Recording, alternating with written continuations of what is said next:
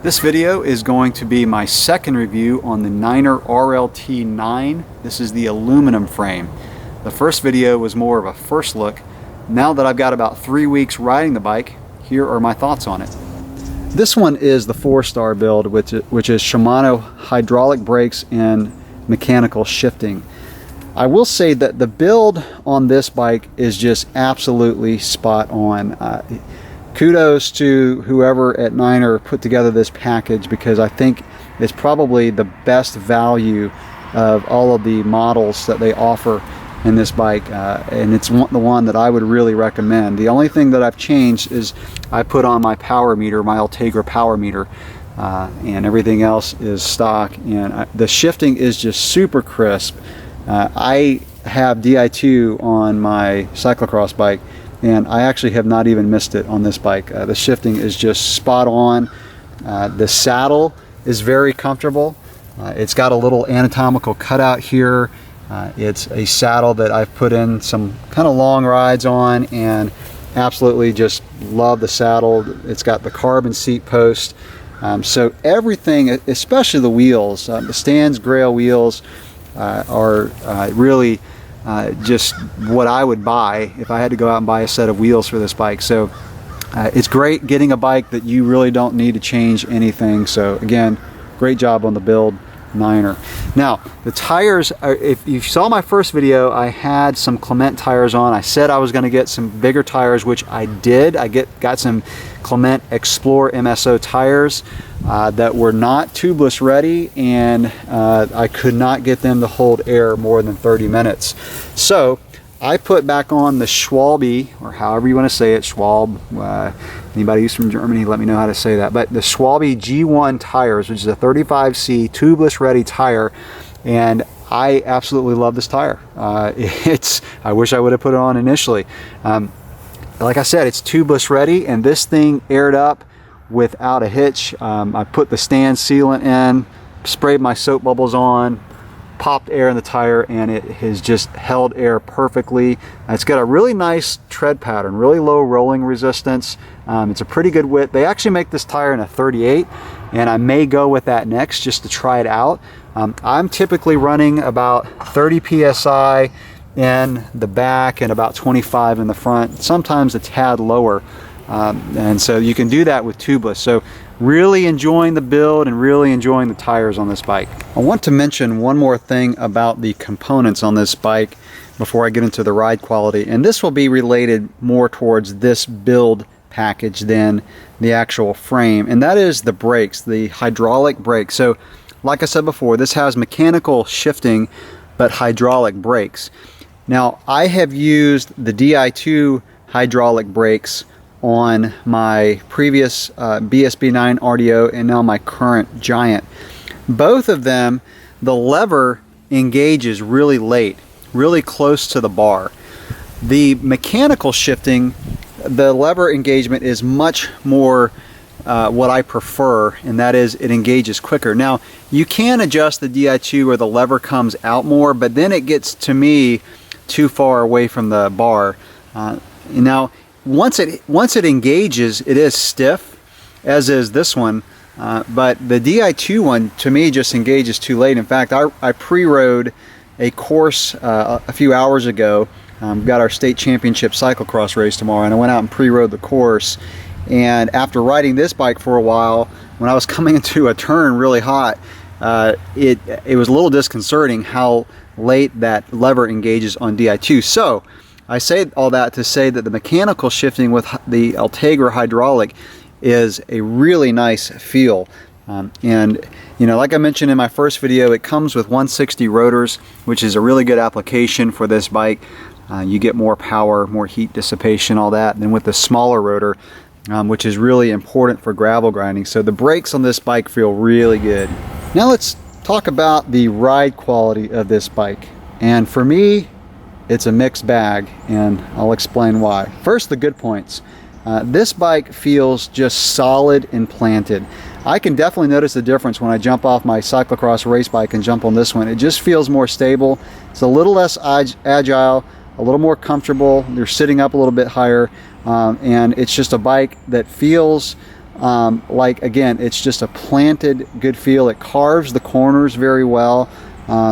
It doesn't jump from corner to corner as easily as my cyclocross race bike, but it's not meant to. It's meant to be more stable and comfortable over long rides, and I think Niner nailed the geometry on that. Again, I can really tell a difference when I jump off my cyclocross race bike. The stiffness of the bike is what's a mixed bag for me.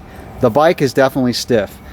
You can sprint on this thing and it just goes. I mean, there is no flex when you stamp on the pedals, and when you're climbing out of the saddle, it's a really stiff bike, and the stiffness is pretty balanced. So the fork is a carbon fork, and it gives the bike a really good stiff feel in the front, so the turning is real precise, and the rear stiffness is matched really well with that stiffness that makes this bike fast can also be a little detrimental to the ride quality, because when you hit bumps at a high rate of speed, this bike can feel kind of harsh. So especially on our roads that have a lot of lime rock with potholes and washboards, this bike can feel pretty harsh and jarring, and so the bumps can carry right through the frame to the rider, because there's not very much compliance in this bike that you would find on a steel bike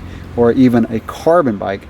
And let me just mention that carbon can be built or made really nice to have some good compliance and stiffness, or it can be bad. It just depends on the manufacturer. A really good carbon bike, and this is why carbon is so good in frames, because if it's built right and made right, it can be stiff when you're sprinting, but also have some compliance on bumps. With steel or aluminum, you have a little bit of a trade-off. So steel is heavier, it's not quite as stiff, but it's more comfortable.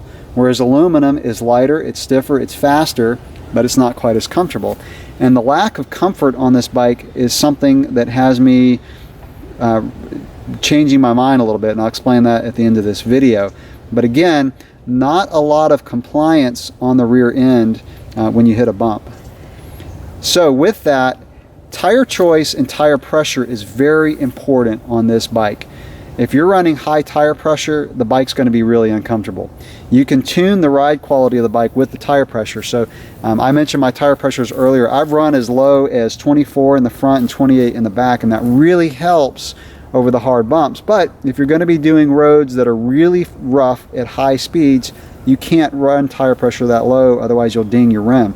So with the aluminum frame, you're going to have to be really careful with your tire pressure and really adjust it for the type of terrain you'll be riding. Interestingly, toe overlap is a little bit of an issue on this bike. Even though it's a longer wheelbase, I think it's because the tires are bigger. So this front tire sticks out a lot more than my cyclocross race tire would do on my cyclocross race bike. So if I'm turning at slow speeds, my toe will actually brush the front tire. It doesn't hit it, it doesn't like stop the bike in its tracks or anything, but it'll just brush against it. So you know, just keep that in mind. If you have really long feet, it might be a little bit of an issue, but you know, it's a gravel grinder. You're not doing a lot of really tight corners on this bike. It's more just that long steady ride, so not much of an issue, but it is there. Let me talk about this bike in terms of racing. First of all, you know, some people are not going to buy a cyclocross race bike because that's not their main focus. They may do cyclocross races, but they want the bike to be more comfortable. In that application, this bike does a great job. Now, if you use this bike as a cyclocross race bike, again, it's a little bit of a mixed bag for me, because the frame on the good point would be really light, really stiff. However, in a cyclocross race, you typically don't use tires this big. In fact, if you're doing an official race where the tire size is really, you know, you can't go more than a 32 or 33C tire, this frame's going to be a little harsh on a cyclocross race course with a smaller tire. Now, the events aren't that long, so you're probably going to be okay, but it's just something to consider. The steel frame in this one, I think, would probably be a better choice for cyclocross racing for me, because of running the smaller tire. Now, the steel frame is probably going to flex, so if you're a large rider, the aluminum is going to be stiffer and maybe your choice, but the comfort of the steel I think is going to be a little bit better, because at the end of the race I think you're going to be a little bit fresher. So it's just going to depend on a lot of subjective things for you as far as if you're going to want to go with a steel or aluminum. Now, as a gravel grinder race bike, this bike is awesome. It's it's not going to be as comfortable as the steel, but it is going to be faster. So it again, just kind of weigh what you want in a bike as far as if you're trying to choose between the aluminum and the steel. Now, after saying all of that, you're probably going to know where I'm going with this, and that is I'm actually going to change this frame out for the steel frame. If you saw my opening or my first look on this bike, I mentioned that I really debated which one I should go with, and I went with the aluminum. One, because it was a little bit cheaper, but mainly because it was going to be stiffer and I could tune the ride with the tires. It's still a little bit too stiff for me because I also have a cyclocross race bike, and so I want there to be a little bit more of a difference in the comfort between these two bikes. And so I'm actually going to just swap this thing out for the steel frame. It's on order. Now I am going to do, of course, a video comparing the RLT9 aluminum versus the steel after I get the steel built up. I'm getting just the frame set. Everything else I'm going to keep the same. I didn't want to bother with setting up the tires again and bleeding the brakes and all that. So it's going to be a pretty quick build, and I'll get it set up and let you guys know what I think as far as the steel. But the reason I'm doing that is because this bike is probably going to see a lot of miles, and I want it to be perfect for my type of riding. I'm going to have this bike probably for years and years to come, and I just want it right. Could I have lived with the aluminum and happy? Yeah, this is an awesome bike. But again, just the ride qualities that I'm looking for, I just want a bike that's got a little bit more compliance in the rear. Now, I did read a review that said with the steel that the balance is a little bit off between the stiffness in the front and the rear, and to just soften up the front tire.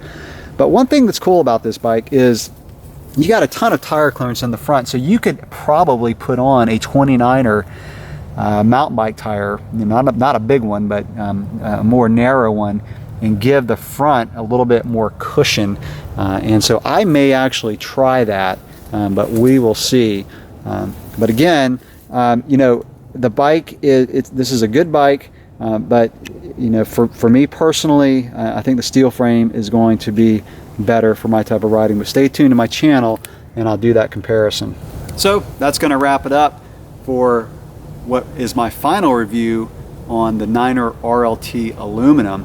And again, stay tuned to my channel and we'll see how that compares to the steel frame. Thanks for watching.